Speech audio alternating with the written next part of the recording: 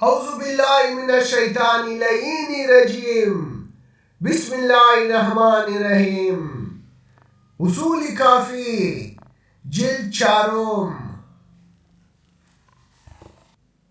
صفحہ نمبر 25 حضرت لقمان نے اپنے بیٹے کو وصیت کی۔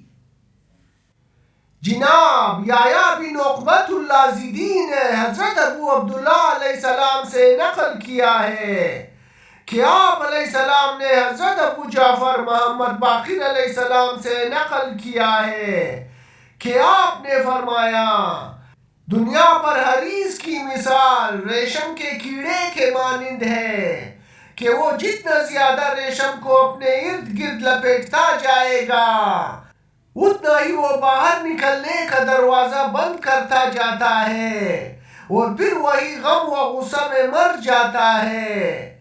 راوی بیان کرتا ہے کہ حضرت ابو عبداللہ علیہ السلام نے فرمایا، حضرت لقمان علیہ السلام نے اپنے بیٹے کو واعظ کرتے ہوئے فرمایا، اے میرے بیٹے، تجھ سے قبل لوگوں نے اپنی اولاد کے لیے مال جمع کیا، یاد رکھو نہ مال باقی رہا اور نہ ہی وہ باقی رہے جن کے لیے مال کو جمع کیا گیا تھا۔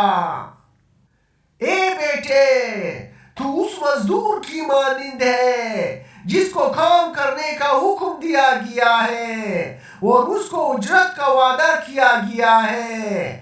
تم اپنے کام کو پورا کرو تاکہ تمہارا اجر پورا کیا جائے۔ تو اس دنیا میں بکری کی مانند بن جاؤ کہ جو سبز میں چرتی ہے تاکہ وہ موٹی ہو جائے، اور جب وہ موٹی ہو جائے تو وہ مر جائے، بلکہ دنیا کو نہر کی پھول کی مانند قرار دو جس سے تم گزر جاؤ، تو پھر آخری وقت تک اس کی طرف واپس نہ آؤ۔ اس کو خراب کرو، اس کو آباد نہ کرو، کیونکہ تجھے دنیا کو آباد کرنے کا حکم نہیں دیا گیا۔ اے بیٹے، جان لو کل جب تو خدا کی بارگاہ میں حاضر ہوگا تو تجھ سے 4 چیزوں کے بارے میں سوال کیا جائے گا۔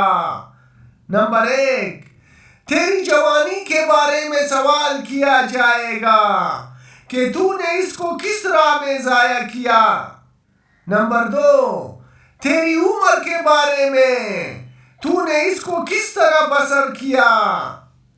نمبر 3، تیرے مال کے بارے میں کہ تو کہاں سے حاصل کیا۔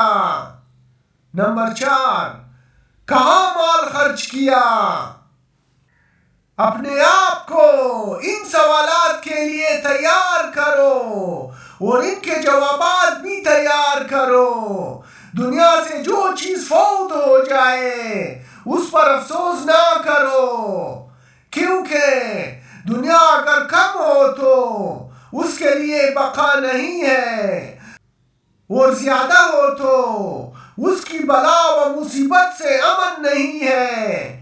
ڈرتے رہو اور اپنے کام میں پوری کوشش کرو اور اپنے چہرے پر پڑے ہوئے پردے ہٹاؤ اور اپنے رب کے خیر و احسان کی طرف توجہ کرو اور اپنے دل میں توبہ کو تازہ کرو۔ اپنی فراغت کے وقت جلدی کرو، کوشش کرو قبل اس کے کہ تجھے بلایا جائے اور تیری موت آ جائے اور پھر تیرے اور تیرے ارادے کے درمیان موت حائل ہو جائے۔